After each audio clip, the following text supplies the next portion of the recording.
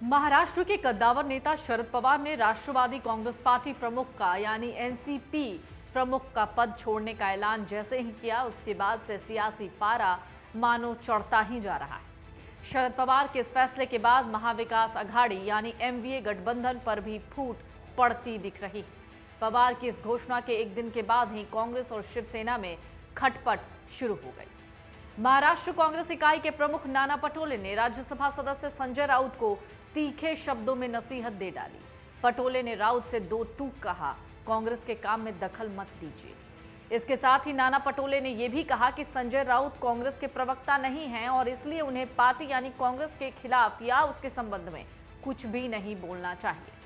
आपको बता दें, कांग्रेस शिवसेना यूबीटी और एनसीपी एमवीए गठबंधन का ही हिस्सा है। दरअसल राउत ने कह दिया था कि कांग्रेस में भले ही राष्ट्रीय अध्यक्ष मल्लिकार्जुन खड़गे हैं, मगर निर्णय राहुल गांधी लेते हैं। इस पर नाना पटोले ने नाराजगी जाहिर कर दी, स्पष्ट कर दिया कि राउत को गांधी परिवार की प्रतिष्ठा को लेकर कोई बयान नहीं देना चाहिए। राउत ने पवार के इस्तीफे की घोषणा पर कहा कि शरद पवार का इस्तीफा देश की सियासत के लिए बड़ा झटका है, मगर यदि ऐसा फैसला उनकी ओर से लिया गया है तो निश्चित ही देश और महाराष्ट्र में राजनीतिक उथल पुथल हो जाएगी। हम आने वाले दिनों में फैसला लेंगे कि आगे क्या करना है। हम पूरे घटनाक्रम पर नजर बनाए हुए हैं। माना जा रहा था पवार के इस्तीफे के बाद एमवीए पर असर नहीं पड़ेगा, लेकिन शिवसेना यूबीटी और कांग्रेस के नेताओं के बीच हो रही बयानबाजी से इस बात के तो पुख्ता संकेत मिल रहे हैं और स्पष्ट भी है कि महागठबंधन में अभी सब कुछ ठीक नहीं है, यानी all is not well.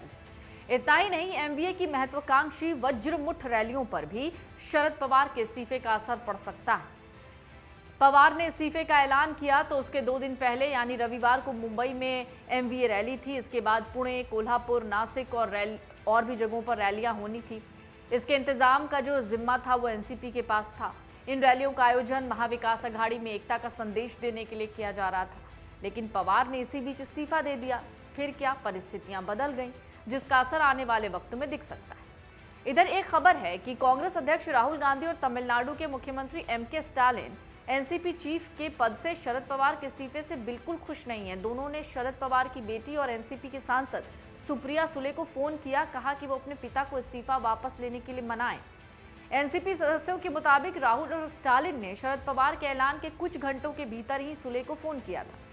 Media report से यह भी कहती है कि एनसीपी सदस्यों ने बताया है कि राहुल और स्टालिन दोनों ही ये जानना चाहते थे कि पवार ने पार्टी अध्यक्ष का पद छोड़ने का फैसला क्यों किया।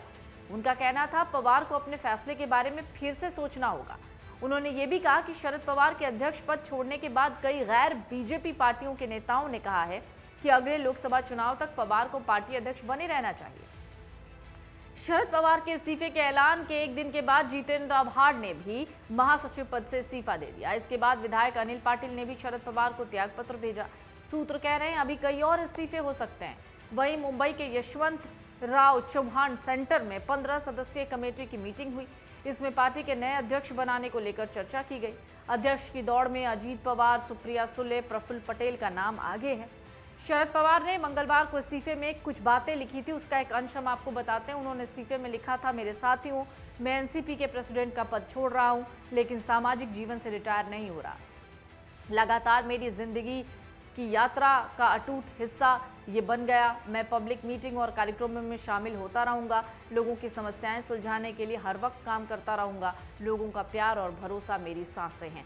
ये सभी कुछ कहकर शरद पवार ने अपना इस्तीफा तो सौंप दिया, लेकिन सबसे बड़ी बात यह है कि फिलहाल जिस तरीके से महाराष्ट्र की सियासत में सियासी उठापटक जारी है, जिस तरीके से लगातार सरगर्मियां तेज हैं और एमवीए में जिस तरीके से फूट नजर आ रही है, वो कहीं आने वाले दिन के लिए बीजेपी को फायदा न पहुंचा दे। और शायद इस बात